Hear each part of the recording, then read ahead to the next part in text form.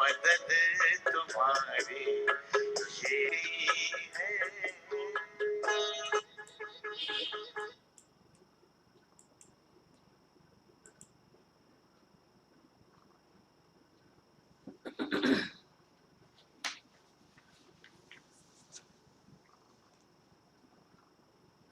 ओम शांति। 9 तारीख की मुरली। आज बाबा ने हम बच्चों को फायर ब्रिगेड बनाया है, क्योंकि जो फायर ब्रिगेड वाले होते हैं वो आग बुझाते हैं, और वर्तमान समय हम सभी जानते हैं कि इस पुरानी दुनिया को विकारों की आग लगी हुई है। तो इन विकारों की आग को कौन बुझा सकता है? बाबा के बच्चे ही ये काम कर सकते हैं। तो जैसे फायर ब्रिगेड वाले वो स्थूल आग लगती है तो उसको बुझाते हैं, ऐसे हम बाबा के बच्चे जो दुनिया में विकारों की आग लगी है उसको बुझाने वाले हैं। क्योंकि हमको मालूम है कि हम शांत स्वरूप आत्मा है, तो शीतलता के वाइब्रेशन दे करके, उस शांति की शीतल बरसात करके हम स्वयं की तो बुझाते, लेकिन औरों की भी विकारों की आग बुझाते हैं। मीठे बच्चे, बाप आए हैं सारी दुनिया से विकारों की तपत बुझाए, सबको शीतल बनाने। बाबा कितना महान कार्य लेकर के आए हैं, और हम बच्चे भी जब लायक बन जाते हैं तो इस कार्य में पूरे मददगार बन जाते हैं। तो बाप आए हैं सारी दुनिया से विकारों की तपत बुझाए, सबको शीतल बनाने। ज्ञान बरसात शीतल बना देती है। हर रोज बाबा ज्ञान बरसात करते हैं, जिससे हमारी आत्मा शीतल बन जाती है, तो औरों की भी हम शीतल बनाते हैं। प्रश्न है, कौन सी तपत सारी दुनिया को जला रही है? कौन सी तपत अग्नि सारी दुनिया को जला रही है? बाबा ने कहा, काम विकार की तपत सारी दुनिया को जला रही है। काम विकार की तपत सारी दुनिया को जला रही है। सब काम अग्नि में जलकर काले हो गए हैं, पतित हो गए अर्थात काले हो गए। सब काम अग्नि में जलकर काले हो गए हैं। बाप ज्ञान वर्षा से उन्हें शीतल बनाते हैं। बाप ज्ञान वर्षा से उन्हें शीतल बनाते हैं। जैसे बरसात पड़ने से धरती शीतल हो जाती है, वो भी 1-2 बरसात से नहीं होती है। शुरू की जो बरसात पड़ती है उसमें तो और नीचे से उसकी तपत बाहर निकलती है, लेकिन कंटिन्यू बरसात पड़ती है तो फिर शीतल हो जाती है। ऐसे ही आत्माओं के ऊपर भी थोड़ा बहुत ज्ञान सुनाने से कोई शीतल नहीं बन जाएगी। लेकिन कंटिन्यू ज्ञान की बरसात करते रहें तो फिर उनकी आत्मा भी शीतल बन जाएगी। तो इस ज्ञान वर्षा से 21 जन्मों के लिए तुम शीतल बन जाते हो।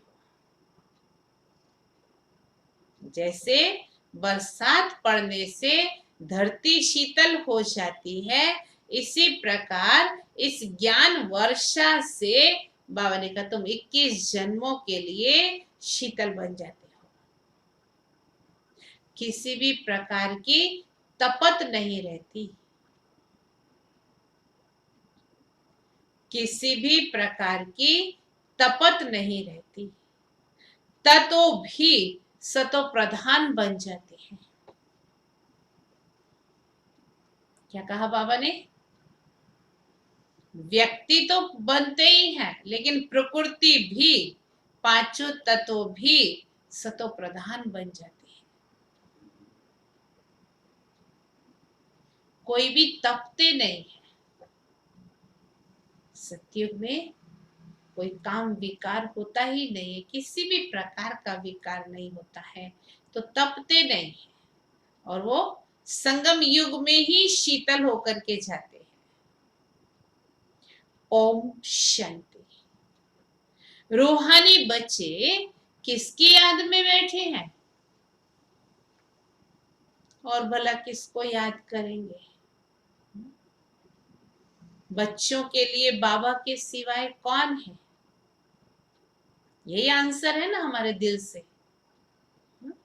और सच्चा आंसर है कि कहां कहां बुद्धि इधर उधर भटक जाती है, तभी तो पूछने की जरूरत पड़ती होगी भगवान को। नहीं तो क्यों पूछे? वो क्या नहीं जानता है कि हम उसको ही याद करते हैं? लेकिन नहीं, हम गड़बड़ गड़बड़ कर जाते हैं, इसलिए पूछता है। रूहानी बच्चे किसकी याद में बैठे हैं? जरूर अपने रूहानी बाप की याद में बैठे हैं, मान लिया है उसने वैसे, परंतु हम क्या कर रहे हैं वो हमको पता है। रूह अपने परम पिता परमात्मा की याद में बैठी है कि हमको रूहानी बाप आकर रिफ्रेश कर शीतल बनाए, क्योंकि काम चिता पर बैठ भारत जल मरा है। गाते भी है तपत बुझाए। तपत काहे की? काम चिता की बहुत तपत होती है, तो मनुष्य मर पड़ते हैं। इस काम चिता की तपत में भारत एकदम जल मरा है। इसीलिए बाप को याद करते हैं कि आकर शीतल बनाओ। बरसात पड़ने से शीतलता हो जाती है, धरती शीतल हो जाती है। ये तो बरसात है ज्ञान की, एक ही बार आकर बाबा शीतल बनाते हैं। सारे कल्प में एक ही बार संगम युग पर आकर के बाबा हम बच्चों को शीतल बनाते हैं। इतना सब कुछ दे देते हैं जो सतयुग में कोई भी चीज की उत्कंठा नहीं रहती। ये चाहिए, ये चाहिए, वो वहां ऐसा नहीं होता है, क्योंकि कोई अप्राप्त नहीं वस्तु देवताओं के खजाने में।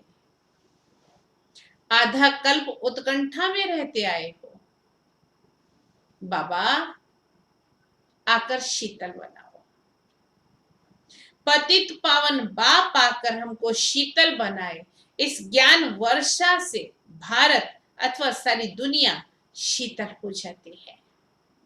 तुम स्वर्ग के मालिक बन जाते हो। मनुष्य मरते हैं तो कहते हैं स्वर्गवासी हुआ, वो तो सिर्फ मुख मीठा करते हैं। तुम जानते हो स्वर्ग की अब स्थापना हो रही है।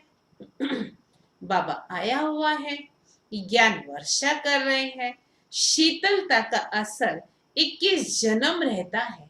वहां न बरसात न किसी भी चीज की इच्छा रहती है। होती है बरसात अपने समय पर, उस लिमिट में ही होती है। सदैव बाहर ही बाहर रहती है। वहां कोई भी प्रकार का दुख नहीं होता है कि भाई अतिवृष्टि हो गई या बिल्कुल बरसात ही ना हो, ऐसा कोई दुख नहीं होता है।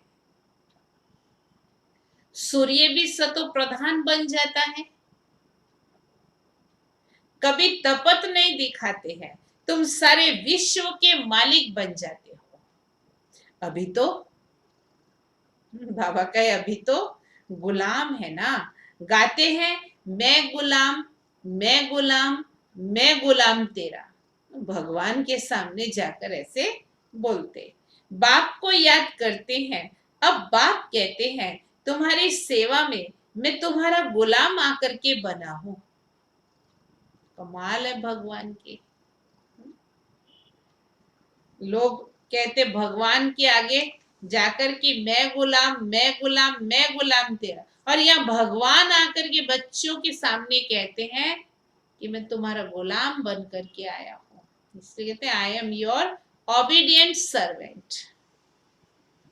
तुम बच्चों की सेवा करता हूं, पराए पतित देश पतित शरीर में आता हूं। क्यों भला? बच्चों के खातिर। तो बच्चों को भी इतनी कदर होनी चाहिए कि हमारे खातिर परम धाम छोड़ करके हमारा बाबा इस पतित शरीर पतित दुनिया में परय देश में आया है। इस पतित दुनिया में एक भी पावन हो नहीं सकता। सत्युग को पावन, कलयुग को पतित कहा जाता है, क्योंकि सब विकारी है। भारतवासी ही इस नॉलेज को समझेंगे, दूसरे नहीं समझेंगे। जो भारतवासी दूसरे दूसरे धर्मों में कन्वर्ट हो गए हैं, वो ड्रामानुसार कहां कहां विश्व के कोने कोने में पहुंच गए हैं, वो समझेंगे। जिन्होंने 84 जन्म लिए हैं वही ये नॉलेज सुनेंगे। वह जो सत्युग त्रेता में आने वाले हैं वही आकर ब्राह्मण बनेंगे, क्योंकि ब्राह्मण बने बिना तो देवता बन ही नहीं सकते। नंबर वार पुरुषार्थ अनुसार तो बाप ने समझाया है, अभी तुम ब्राह्मण वर्ण में हो, फिर वही देवता वर्ण में आएंगे। ब्राह्मण वर्ण अर्थात ब्राह्मण धर्म स्थापन करने बाप आते हैं। ब्रह्मा ब्राह्मण धर्म स्थापन करते हैं, ऐसे नहीं कहेंगे कि परम पिता परमात्मा आकर शूद्रों को ब्राह्मण बनाते हैं। ये तुम्हारी बाजोली चलती है, ये तो बहुत सहज है ना। तुम जानते हो कि यह चक्र कैसे फिरता है। विराट रूप में ब्राह्मणों की चोटी और शिव बाबा को गुम कर दिया है। शास्त्रों में जो विराट रूप का चित्र बनाया है उसमें ना ब्राह्मण बताए हैं ना शिव बाबा बताए। कहते हैं देवता, क्षत्रिय, वैश्य, शूद्र, फिर शूद्र से देवता। अब ब्राह्मण कहाँ गए? ब्राह्मण लोग गाते भी हैं ब्राह्मण देवताय नमः, तो प्रजापिता ब्रह्मा की वंशावली कहाँ गए? ये संगम युग का तो किसी को पता ही नहीं है। प्रजापिता ब्रह्मा का नाम कितना बाला है, चित्रों में भी कितनी भूल कर दी है। प्रजापिता ब्रह्मा की औलाद का कोई नाम निशानी नहीं है। स्कूल में टीचर पढ़ाते हैं, वह फिर भी सोर्स ऑफ इनकम है। एम ऑब्जेक्ट तो जरूर चाहिए। तुम बच्चे जानते हो उस पढ़ाई से ही मर्तबा मिलता है। पतित दुनिया में भगवान आकर पतितों को पढ़ाते हैं। क्या कहा? सुना? पतितों को पढ़ाते हैं। बाप कहते हैं मैं तुम बच्चों को पढ़ाकर पावन बनाता हूं। इस पढ़ाई से इनकम देखो कितनी भारी है। आधा कल्प के लिए तुम तकदीरवान बनते हो। भारत में गया हुआ है 21 पीढ़ी, अब तुम बेहद के बाप से 21 पीढ़ी का वर्षा पाते हो। लौकिक बाप का है अल्पकाल क्षण भंगुर का वर्षा, विनाशी वस्तुओं का वर्षा है तो विनाश हो जाता है। इस बाप से तुम ऐसा वर्षा पाते हो जो पीढ़ी बाई पीढ़ी तुमको दुख नहीं रहेगा। भारत में ही बेहद का सुख था, ये ज्ञान और किसी की भी बुद्धि में नहीं। ये ज्ञान देने वाला बाप जाने, और जिनको देते हैं वह जाने, और न जाने कोई। हम जाने बाबा या तुम जानो, हमको तुमसे है कितना प्यार। ग्रंथ में भी उनकी महिमा गाई हुई है, एक ओंकार निराकार निरअहंकार। इसका अर्थ भी अभी तुम समझते हो। वह तो सिर्फ गाते हैं निरअहंकारी।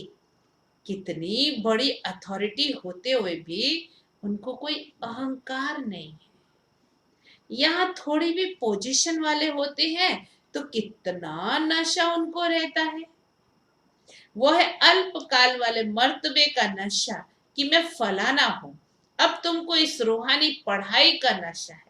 तुम्हारी आत्मा अभी जनती है, आत्म अभिमानी बनना है, तभी बाप को याद कर सकेंगे। बाप के साथ योग टूटने से माया का गोला लग जाता है, मुरझा जाते हैं। याद करते रहे तो खुशी का पारा चढ़ा रहे। कोई बड़ा इम्तिहान पास करते हैं तो बड़ी खुशी होती है, समझते बस इसके ऊपर कोई और पढ़ाई नहीं है। तुम भी जानते हो हमारी इस पढ़ाई से ऊंच और कोई पढ़ाई नहीं है।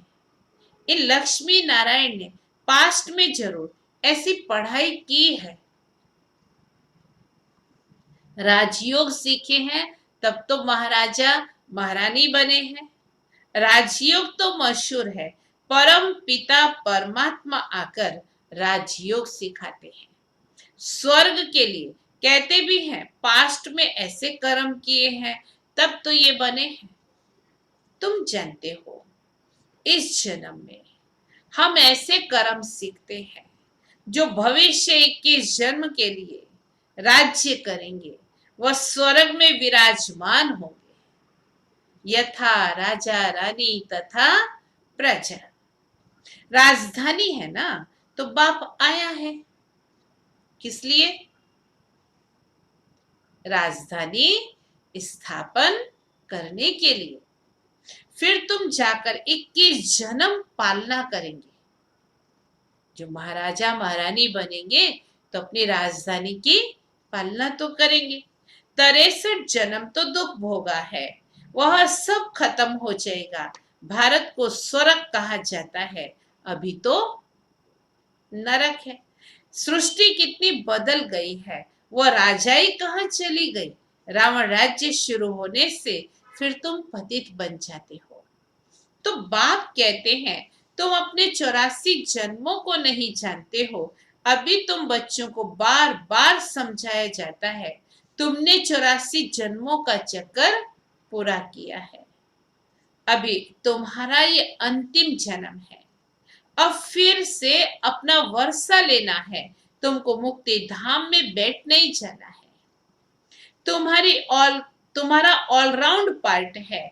ऐसे बहुत है जो सतयुग से लेकर द्वापर कलयुग तक भी मुक्ति धाम में रहते हैं। कलयुग के अंत में ही उतरेंगे, मिनिमम 1 जन्म होता है, तो जैसे कि सारा कल्प ही परम धाम में रहेंगे। ऐसे नहीं कहेंगे यहाँ आने से मुक्ति धाम अच्छा है, वो तो मच्छरों सुदृश्य हो गया ना। वे रात को जन्मे, सुबह देखा तो सारे मरे पड़े, तो लास्ट में आए और फिर वापस चले गए, तो क्या फायदा हुआ। जो शुरू से लेकर पार्ट बजाते हैं उन्हों के ही यादगार बनते आए हैं। पिछाड़ी में जो आते हैं उन्हों का यादगार है क्या? कुछ भी नहीं। तुम्हारा कितना भारी यादगार है, सबसे जास्ती तुम पार्ट बजाते हो। तुम अपनी प्रारब्ध का टाइम पूरा कर जब भक्ति मार्ग में आते हो, तब फिर तुम्हारा यादगार तथा शिव बाबा के मंदिर बनना शुरू होते हैं। फिर और धर्म आते हैं, उन्हों का धर्म स्थापन होता है। तुम अपनी हिस्ट्री ज्योग्राफी को भी जानते हो, और सब धर्म वालों की भी जानते हो। 84 जन्मों की सीढ़ी है। पहले हम स्वर्ग में आते हैं, फिर उतरते कैसे हैं, ये तुम्हारी बुद्धि में है। भारत के उत्थान और पतन के 84 जन्मों की कहानी, सीढ़ी का ज्ञान, बाबा ने कहा तुम्हारी बुद्धि में है। हर एक जन्म में भिन्न भिन्न नाम रूप वाले मित्र संबंधी आदि मिले हैं। ये सब ड्रामा में तुम्हारा पार्ट पहले से ही नोंदा हुआ है। ये बेहद का ड्रामा है जो हूबहू रिपीट होता है। तुम जानते हो, हम 100 देवी देवता थे जो 84 जन्म ले शूद्र बने, फिर हम 100 देवी देवता बनते हैं। मनुष्य तो कह देते आत्मा सो परमात्मा, सारी खिचड़ी कर दी। वास्तव में हम 100 का अर्थ यह है, वह फिर कह देते आत्मा सो परमात्मा, परमात्मा सो आत्मा। रात दिन का फर्क है ना। तुम अभी इन सब बातों को जानते हो। तुम अभी पांडव बने हो। कौरव पांडव भाई भाई थे ना।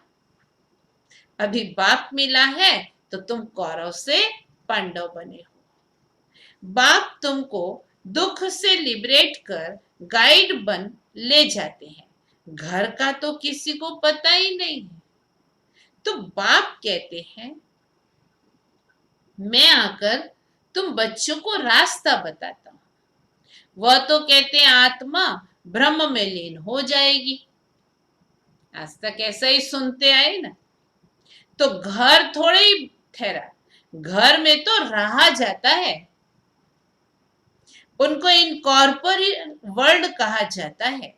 अभी तुम बच्चे जानते हो, हम निराकारी आत्मा निराकारी वर्ल्ड में बिंदी मिसल निवास करते हैं।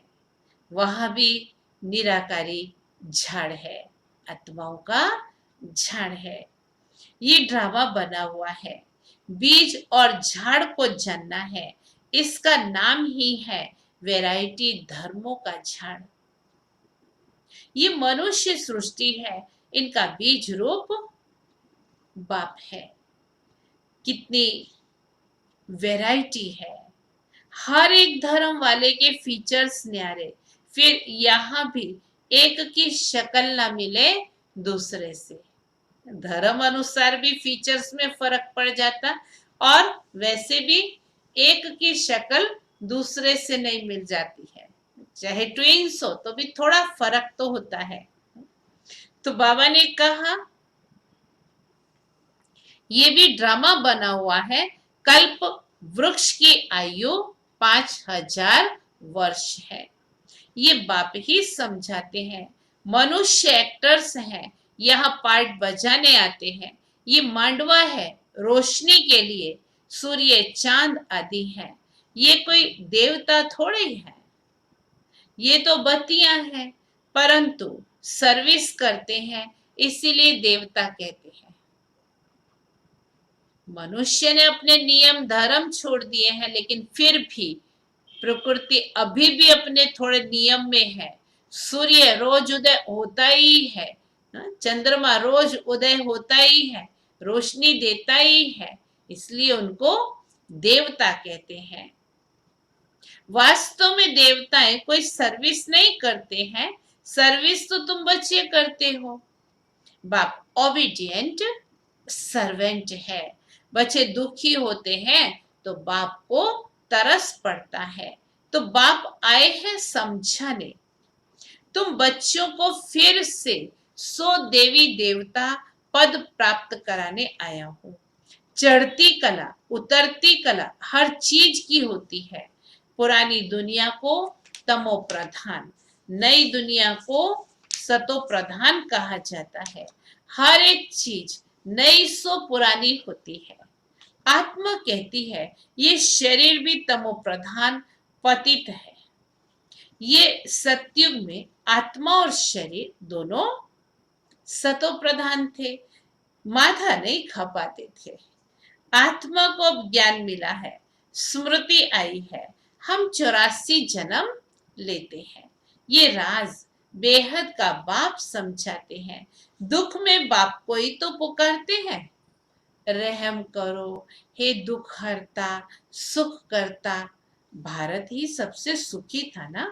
भारत जैसा पवित्र खंड और कोई हो नहीं सकता। अभी बाप तुम बच्चों को अविनाशी ज्ञान रत्नों से भरपूर करते हैं। कभी ऐसा बाप देखा? कहते हैं बच्चों, मैं तुम्हारे लिए वैकुंठ की सौगात ले आया हूं। तुम स्वर्गवासी थे, अब नरकवासी बन पड़े हो। पावन उनको कहा जाता है जो विकार में नहीं जाते हैं। सतयुग में है ही संपूर्ण निर्विकारी, इस समय है संपूर्ण विकारी।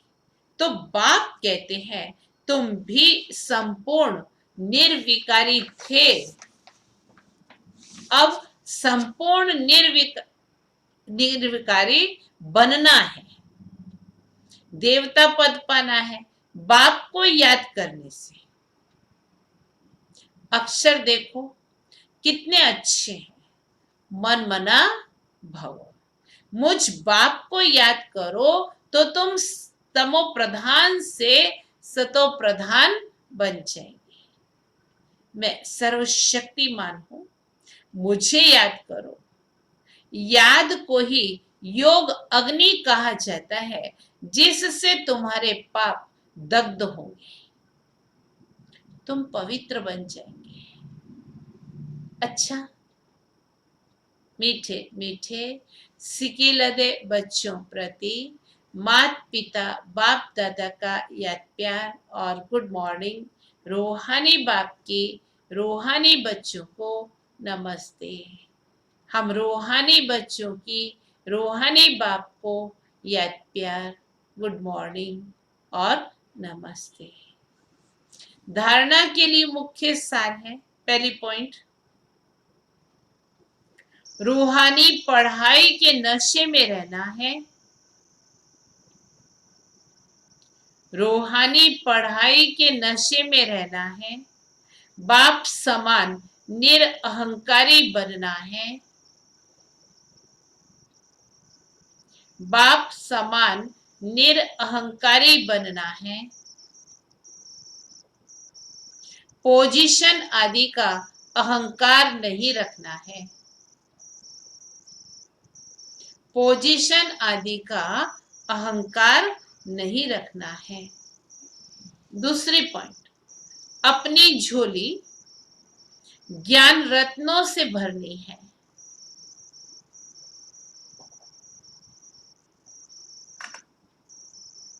अपनी झोली ज्ञान रत्नों से भरनी है। संपूर्ण निर्विकारी बन देवता पद पाना है। संपूर्ण निर्विकारी बन देवता पद पाना है। कभी भी मूर्छना नहीं है,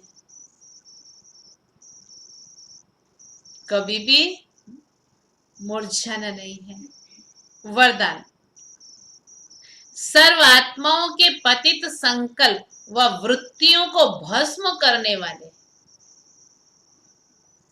सर्व आत्माओं के पतित संकल्प व वृत्तियों को भस्म करने वाले मास्टर ज्ञान सूर्य भव। मास्टर ज्ञान सूर्य भव। जैसे सूर्य अपनी किरणों से, जैसे सूर्य अपनी किरणों से कीचड़ा गंदगी के कीटाणु भस्म कर देता है, कीचड़ा गंदगी के कीटाणु भस्म कर देता है, ऐसे जब आप मास्टर ज्ञान सूर्य बनकर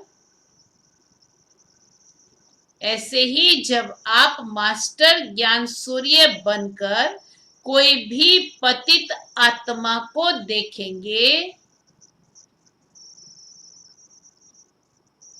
कोई भी पतित आत्मा को देखेंगे तो उनका पतित संकल्प, पतित वृत्ति व दृष्टि भस्म हो जाएगी। सामने वाले का पतित संकल्प, पतित वृत्ति व दृष्टि भस्म हो जाएगी।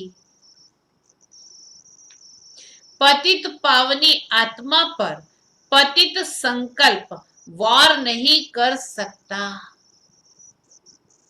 पतित पावनी आत्मा पर पतित संकल्प वार नहीं कर सकता। पतित आत्माएं पतित पावनियों पर बलिहार जाएंगी।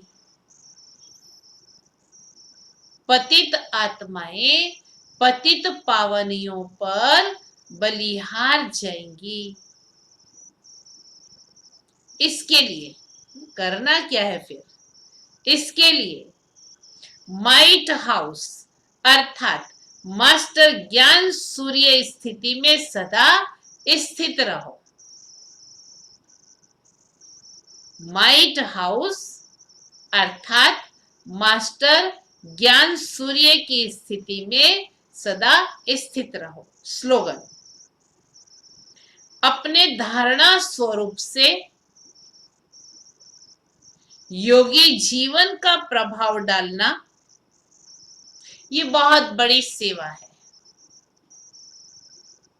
अपने धारणा स्वरूप से योगी जीवन का प्रभाव डालना ये बहुत बड़ी सेवा है। ओम शांति। पवित्रता की 5 संकल्पों को रिपीट करेंगे।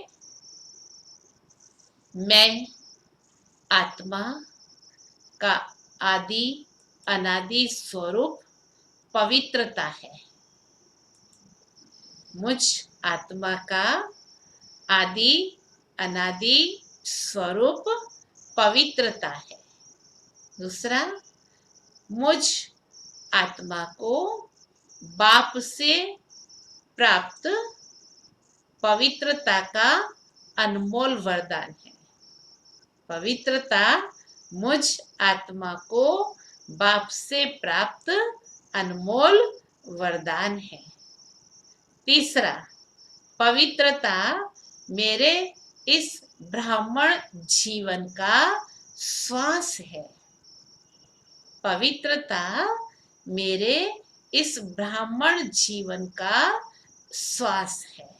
चौथा संकल्प है, पवित्रता इस ईश्वरीय जीवन की नींव है।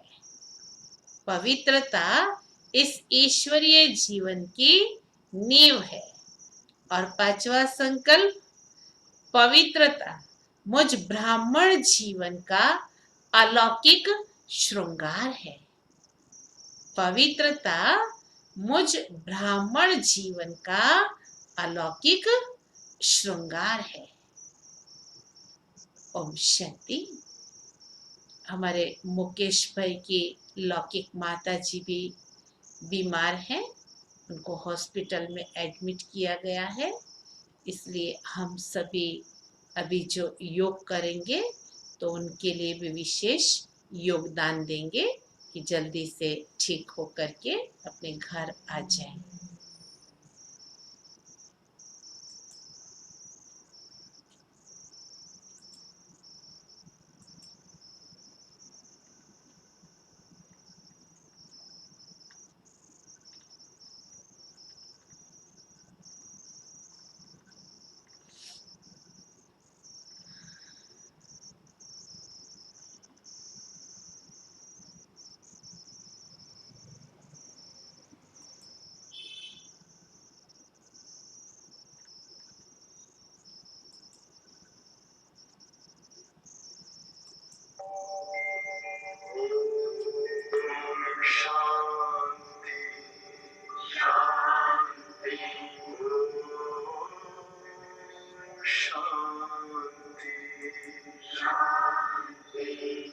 अंत